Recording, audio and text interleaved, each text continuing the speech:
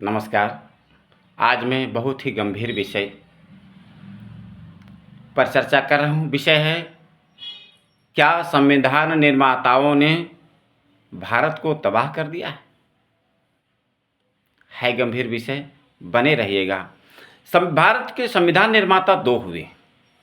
एक कौन, जो 26 जनवरी 1950 ईस्वी को लागू हुआ, जिसे हम सर आँखों से लगाते हैं। जिसको लेखक कौन हुए? डॉक्टर भीमराव अम्बेडकर।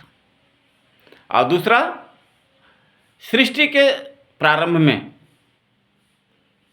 समाज को व्यवस्था बनाने के लिए ऋषिवर मनु महाराज ने एक संविधान लिखा, जिसका नाम है मनुस्मृति। ये दो संविधान निर्माताओं ने भारत की व्यवस्था को व्यवस्थित करने के लिए बनाया या फिर आपस में लड़ाने के लिए बनाया, इस पर चर्चा कर रहा हूँ आज। पहले जो अहम संविधान पर चल रहे हैं, इस संविधान ने भी 4 कैटेगरी बनाया, ABCD। नौकरी में 4 तरह के लोग अभी सेवा दे रहे हैं। ए कैटेगरी लोग UPSC का कठिन परीक्षा मेहनत करके पास करते हैं और पद पाते हैं। SP, DC इत्यादि बहुत सारे पद हैं। और जब वो पद पाते हैं तो उसका रुतबा काफ़ी समाज में बढ़ जाता है। उसको लाखों रुपया महीना में वेतन मिलता है, सारी सुविधाओं उसे मिल जाता है। दूसरा पद है PCS में भी रुतबा है, उसका मान के चलिए आधा, A से B का रुतबा आधा मानिए। और उसमें वीडियो वगैरह बनते हैं। अब उसमें भी बहुत सारे पद हैं।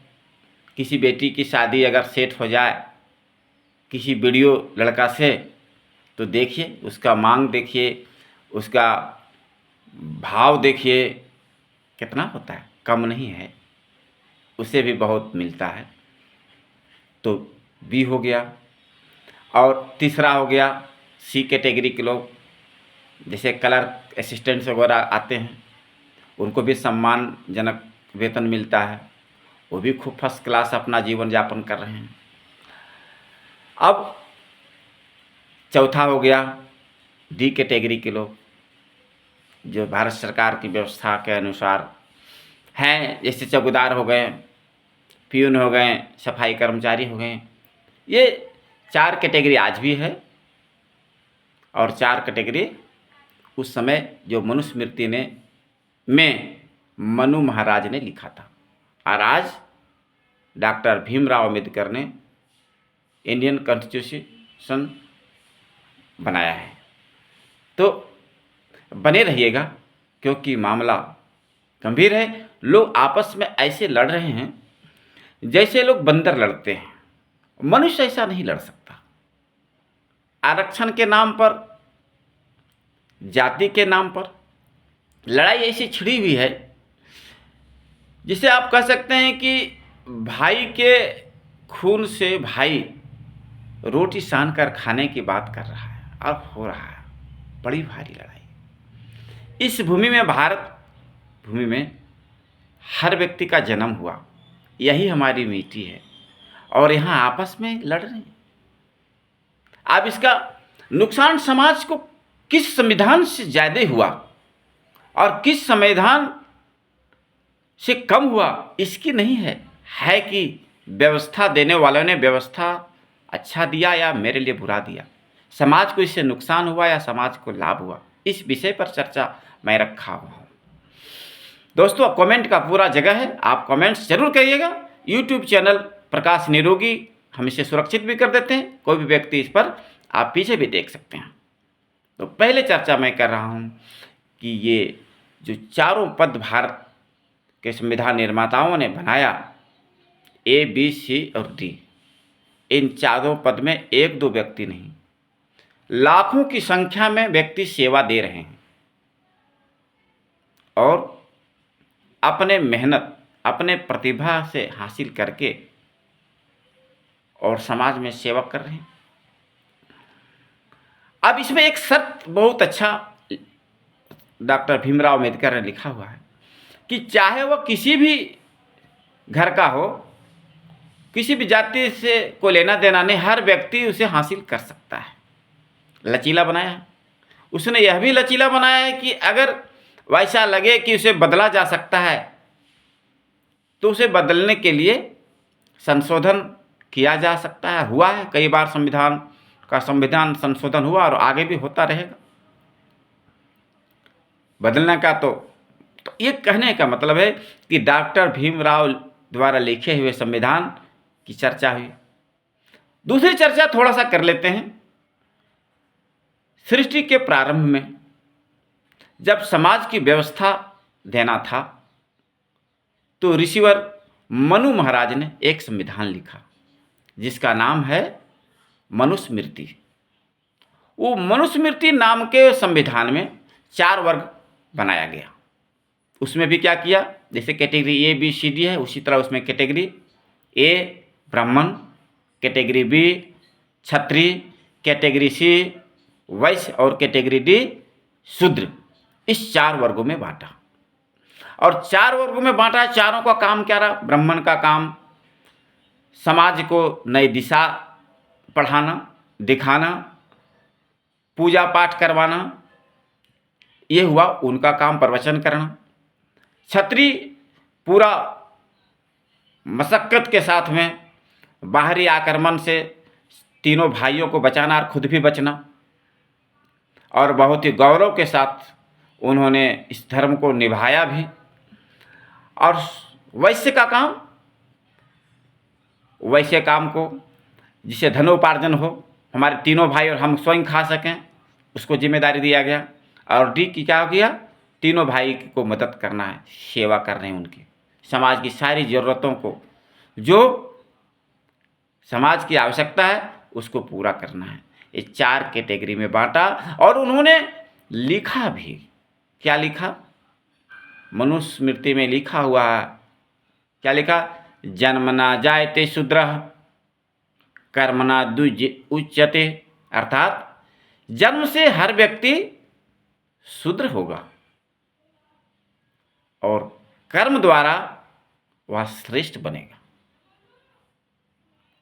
लिखावट में कमी नहीं छोड़ा है उन्होंने। श्रेष्ठ बनेगा अर्थात द्विज बनेगा, अर्थात ब्राह्मण बन जाएगा।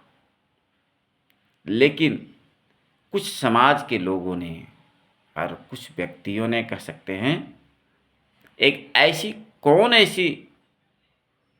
सोच उसे पैदा हो गया जिसने ऐसा कर दिया कि नहीं, ब्राह्मण का बेटा ब्राह्मण ही बनेगा, शूद्र का ही बेटा शूद्र बनेगा, क्षत्रिय का बेटा ही क्षत्रिय बनेगा। ऐसा बात जिस व्यक्ति या जिस समाज ने लिख करके समाज को धोखा दिया, उसका नुकसान सबसे ज्यादा किसको हुआ? ये प्रश्न है मेरा। क्षत्रिय गौरव समझते थे, शस्त्र को उठाना, युद्ध करना। युद्ध में इस कारण से क्या हुआ? अकेला पड़ गए। और जब कोई विदेशी आक्रमणकारी भारत में आक्रमण करने आया तो युद्ध के मैदान में अकेला क्षत्रिय गए। शूद्र क्यों जाते हैं? उसे तो हथियार छूने नहीं दिया जाता था, लड़ाई का अधिकार उसे नहीं था, वैश्य को कोई अधिकार नहीं था। ब्राह्मण इसे क्यों आते हैं? क्योंकि उसका तो भैया हमें लड़ाई झगड़ा से कोई मतलब नहीं, हम पढ़ेंगे, पढ़ाएंगे, समाज को रास्ता दिखाएंगे, मस्ती में शांति से हम रहेंगे। ये काम तो उनका है। अकेला पढ़े, और पढ़ने के बाद जब वो, आज कैसे होता है, जब कोई खेल होता है तो 11-11 दोनों तरफ का खिलाड़ी आपस में टकराते हैं और चारों तरफ बैठकर जो देखते हैं, वो जो जीतता है उसके लिए ताली बजाते हैं।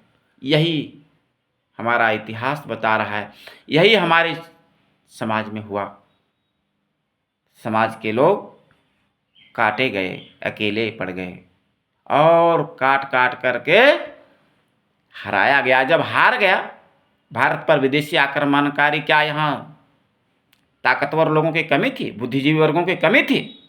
सिर्फ यही एक बात ने अकेला करके और घेर करके मरवाने में बहुत बड़ा मदद किया है। और उसका नतीजा सबसे ज़्यादा कौन भुगता? वही लोग भुगते जिन लोगों ने इसे बनाया, जिन लोगों ने इसमें छल किया। और क्या हुआ? छत्री ही लड़ेगा तब कटेगा कौन? छत्री कटेगा। छत्रानियां ही लड़ेंगी, विधवा कौन होंगी? छत्रानियां विधवा हुई। जौहर तक किया, पति मर गए, पत्नी को आग में जलना पड़ता था, जिसे राजा राम मोहन राय ने बहुत ही महान कार्य किया और इस गलत परंपरा को ब्रेक लगाया, इसमें संशोधन किया, सामाजिक संशोधन किया। शुरू में कहते थे लोग कि नहीं ये संशोधन क्यों होगा, तो हुआ। तो यह जो व्यवस्था बनाया मनु महाराज ने, जिसको गलत तरीके से पेश करके भारत में सामाजिक व्यवस्था अस्त व्यस्त किया, इसका नतीजा चारों भाइयों पर पड़ा, ब्राह्मण, क्षत्रिय, वैश्य और शूद्र। क्या क्या पड़ा? सारे लोगों ने अपना अपना कीमती चीज़ों को खोया। किसी ने माँ को खो दिया, पिता कटा गया, माँ जौहर कर ली, उसने माँ को खोया। किसी ने पत्नी को खोया, पति काट दिया, पत्नी को आक्रमणकारी उठा कर ले गए। वैश्य ने क्या खोया? उसकी जमीन गया, उसके उद्योग धंधे सब चौपट हो गए। और जब आते हैं कोई विदेशी आक्रमणकारी तो सारे के सारे लोग गुलाम बनते हैं, इसमें एक वर्ग तो बनता नहीं। शूद्रों के साथ जो हुआ वो क्या हुआ कि भाई आप समाज में नहीं रह सकते। ढोल रखा जाता था, इतिहास बताता है, ढोल बजाते हुए गांव में घुसिए। लोग जब जान जाएंगे हाँ शूद्र आ गया है, ढोल बज रहा है, तो अपने घरों में छिप जाते थे लोग कि उसे देखेंगे तो पाप लगेगा। कैसा जीवन जिया होगा, विचार करिए, कैसा उसके पूर्वज जिए होंगे। नुकसान ये आपस में चार भाई जो कर्म के आधार पर बांटा गया था, आज भी कर्म के आधार पर डॉक्टर भीमराव अम्बेडकर के अनुसार बांटा गया। क्या आपको लगता है कि जो एसपी या डीसी बन गए को हरिजन और आदिवासी डी कैटेगरी के व्यक्ति उसके साथ रिश्ता करने जा सकता है क्या? उसके घर बैठ सकता है कि हम रिश्ता के लिए? नहीं। ये मानव का अपना स्वभाव है कि जब लोग बड़े बन जाते हैं तो अपनी बेटी का रिश्ता, अपना बैठना बैठना अपने समकक्ष लोगों के साथ करते हैं। और यह सृष्टि के शुरू से अंत तक चलता ही रहने जैसा लग रहा है। तो इसमें राइटर का कोई दोष कहीं दिख रहा है आपको? कहीं दिख रहा है? फिर मनुस्मृति क्यों फाड़ा जा रहा है? फिर भारत का संविधान क्यों फाड़ा जा रहा है? फिर हम लड़कट क्यों रहे, मर क्यों रहे? अब वो बातें नहीं रही। अभी होटल में जाइए, मांगिए नाश्ता, जो वेटर ला करके देगा किस जाति का कोई पूछता है क्या कि हरिजन है, आदिवासी है, ब्राह्मण है, क्षत्रिय? पूछता है कोई? नहीं, कोई नहीं पूछता। वो जाति प्रथा की परंपरा कहीं रह नहीं गया। कहीं थोड़ा बहुत अगर दिखता होगा, वो सब सांसें गिन रहा है। अभी कोई एसपी हैं, कोई डीसी हैं, कोई पदाधिकारी हैं, कोई मुख्यमंत्री हैं, यहाँ तक कि यहाँ के राष्ट्रपति आदिवासी समाज से आते हैं। क्या उसके साथ टेबल पर बैठ के खाने में कोई व्यक्ति छुआछूत का भाव रखता है क्या? कोई हरिजन टीचर है, अपने बच्चों को पढ़ने के लिए उसके पास नहीं भेजते हैं क्या? कोई पूछता है कि आपके स्कूल में कौन कौन सा जाति के शिक्षक हैं, हम पढ़ने भेजे कि नहीं भेजे? कहीं समाज में दिखेगा ही नहीं आपको। दोस्तों, विषय यही है कि जब जातिवाद समाप्त हो चुका है, अब कुछ लोग ये कह सकते हैं कि भैया मैं ब्राह्मण हूं, मैं ही पूजा कराऊंगा। उसकी भी खटिया खड़ी हो गई, इस बात की खटिया खड़ी हो गई। मैं किसी व्यक्ति को तकलीफ नहीं पहुंचाना चाहता। क्यों? क्योंकि रामभद्राचार्य, ये बहुत फेमस है, जो आँख जिनका बचपन से ही नहीं है, उन्होंने चारों वेद 18 पुराण के ज्ञान रखते हैं। वो आँख नहीं होने के बाद भी अंतर ज्ञान उनकी इतनी है, उन्होंने कहा है कि हर व्यक्ति गायत्री मंत्र पढ़ सकता है।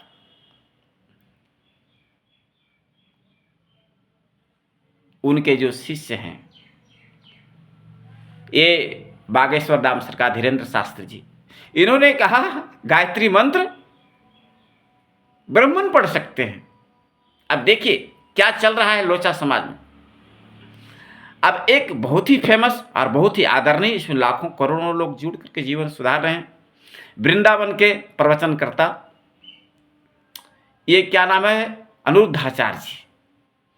अनिरुद्धाचार्य से एक बहन ने सवाल किया कि हम झारखंड से हैं, यहाँ सभी ब्राह्मण जो कहलाते हैं वो सब मांस मछली खाते हैं, क्या पूजा उससे करा सकते हैं? बेचारे वो क्या कहते हैं, जो शास्त्र में लिखा वही नहीं कहेंगे। तो कहते हैं कि मांस मछली अंडा दारू गुटखा ये सब ब्राह्मणों के लिए वर्जित है, लेकिन जो खा गया वो ब्राह्मण कैटेगरी से तो नहीं रहे। उसकी जो विशेषता है, अगर विशेषता आपको शास्त्र नहीं दिया है ब्राह्मण का, और अगर विशेषता नहीं रही तो आप ब्राह्मण नहीं रहे। आज के समाज ने ब्राह्मण मानने से उसको इनकार कर दिया। आप झूठ मूठ के मान करके बैठे हैं तो आपकी कमजोरी है। क्यों?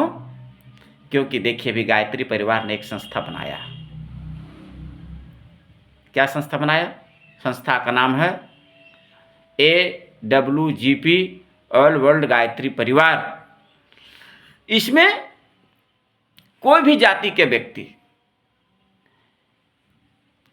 कुछ भी खाने पीने वाला व्यक्ति अगर खुद को इंसान बनाने की सोच लेकर के वहाँ पहुँच गया कि मैं अब एक अच्छा इंसान बनूंगा, तो वहाँ उसकी एंट्री है। और निःशुल्क सारी सुविधाएं भी है, रहना खाना साधना उपासना करना। और जो ब्राह्मण की विशेषता है, जैसे नशा से दूर रहिए, जैसे मांस मछली अंडा दारू गुटखा नहीं खाइए, और हाथ में लेकर के अक्षत को संकल्प लीजिए कि जो अच्छा होगा वो करेंगे, जो बुरा होगा उस आदतों को मैं छोड़ते चला जाऊँ। बस छोटा सा सूत्र है, और इस सूत्र से कई लोगों ने अपना जीवन, अपने खानदान, अपने बाल बच्चों का जीवन संभाल लिया। उसके बाल बच्चे वो स्वयं इन सब चीज़ों से दूर हो रहा है। तो उसमें पारस की तरह जो भी जाएगा सोना बन जाएगा। उसी तरह कबीरपंथी के लोग देखिए, उन्होंने भी वैसा ही व्यवस्था बना के रखा है। ब्रह्म कुमारी के ने भी एक सत्संग का बढ़िया व्यवस्था बना करके रखा है। वो सभी के सभी लोग इंसान बनाने का एक नया रास्ता ढूंढा है। किसके लिए? जब ब्राह्मण, जिसे मनुस्मृति के संविधान में ब्राह्मण का सारा विशेषता बना करके ब्राह्मण बनाया था, जब वो अपनी विशेषताओं को छोड़ दिया तो उसके जगह पर नया ब्राह्मण या नया कौन बनेगा? अभी उसी तरह से त्यौहार भी आ गया है, छठ त्यौहार। कोई पंडित जी को बुला के छठ त्यौहार करता है? देखें, सब अपनी पूजा स्वयं करते हैं कि नहीं करते? तो यह पकड़ के रखना कि मैं ब्राह्मण हूँ, मैं ही पूजा कराऊंगा, ये अच्छे अच्छे जो ब्राह्मण हैं, जो पुजारी हैं, वो समझ चुके हैं कि अब हर व्यक्ति भगवान से जुड़ने के लिए स्वयं पूजा पाठ कर सकता है। और किताबें भी आ गई है हर तरह का। 3200 किताबें पंडित श्री राम शर्मा आचार्य ने स्वयं अपने हाथों से लिखा। पंडित थे। आज संसार में कोई ऐसा व्यक्ति नहीं पैदा हुआ है जिन्होंने 3200 किताबें लिखी, मोटी और पतली पतली सभी तरह की किताबें। एक किताब है उनका, पहली किताब, मैं चर्चा चलते चलते कर लेता हूँ, मैं क्या हूँ। इस किताब का कीमत 1 लाख रुपया से ऊपर है, लेकिन वो 10 रुपये में दे देते हैं। इसे जब आप पढ़ेंगे तो आप लगेगा सचमुच मैं क्या हूँ, ब्राह्मण हूँ, क्षत्रिय हूँ, वैश्य हूँ या शूद्र हूँ, मैं किस कैटेगरी में आता हूँ और मुझे क्या करना चाहिए। हथियार जैसा रहेगा, युद्ध वैसा नहीं करना है आपको, वही इंसान कहलाता। तो समय काल परिस्थिति और पात्र के अनुसार परिभाषाएं बदल जाती है। जब कोई माँ अपने बेटा को 8 बजे रात घर में आते हुए देखती है, तो अपने पति से कहते हैं, बेटा 8 बजे घर आता है। पति उसे टाल देते हैं, अरे बेटा है, कोई बात नहीं, कुछ काम होगा, 8 बजे आया। लेकिन जब वह ये सुनते हैं उसके पिता कि बेटी भी 8 बजे घूम कर आती है, तो उसके तेवर तुरंत चढ़ जाता है। बेटी 8 बजे रात क्या कर रही थी बाहर? पात्र के अनुसार परिभाषाएं बदल गई। अब समय क्या है? अब समय है, मान लीजिए बरसात का दिन, जब बेटा बाहर या बेटी बाहर या खुद बाहर जाते हैं, तो लोग छाता लेकर जाते हैं, कहते हैं छाता लेके जाना, बरसाती लेके जाना, भीग ना जाए। लेकिन जब गर्मी या फिर ठंडा का दिन आता है, तो लोग छाता को अब भूल रहे हैं। क्यों? क्योंकि छाता की जरूरत बोल नहीं, पानी नहीं पड़ेगा, भीगेंगे नहीं। परिभाषाएं समय के अनुसार बदला कि नहीं बदला? तो समय, काल, परिस्थिति और पात्र के अनुसार परिभाषाएं बदलती रही है। आज हम सबको उसी तरह से परिभाषाएं बदलने की अगर आवश्यकता कहीं है, संविधान में संशोधन की आवश्यकता है, तो वह संशोधन हमें कर ही लेनी चाहिए। आज के संविधान के अनुसार क्षत्रिय कौन है? जो सैनिक में भर्ती हो गया, जो खुद को साबित कर दिया कि नहीं मैं बलवान हूं, मैं बुद्धिमान हूं, मैं सशक्त हूं, मैं दुश्मनों से लड़ सकता हूं, क्षत्रिय बन गया। ब्राह्मण कौन है? जो बुद्धिजीवी वर्ग है, जिन्हें बड़े बड़े ओहदा हासिल कर लिया है अपने कर्मों के बल पर, वो ब्राह्मण है। वैसे कौन है? चाहे वो समाज में जो कोई जाति कहलाते हैं, वो जाति में से कोई भी व्यक्ति जो रोजगार कर रहा है, रोजगार दे रहा है, कौन सा रोजगार? अर्जित करने वाला, व्यापार कर रहा है, धनोपार्जित कर रहा है। शूद्र कौन किसे कह सकते हैं आप? अभी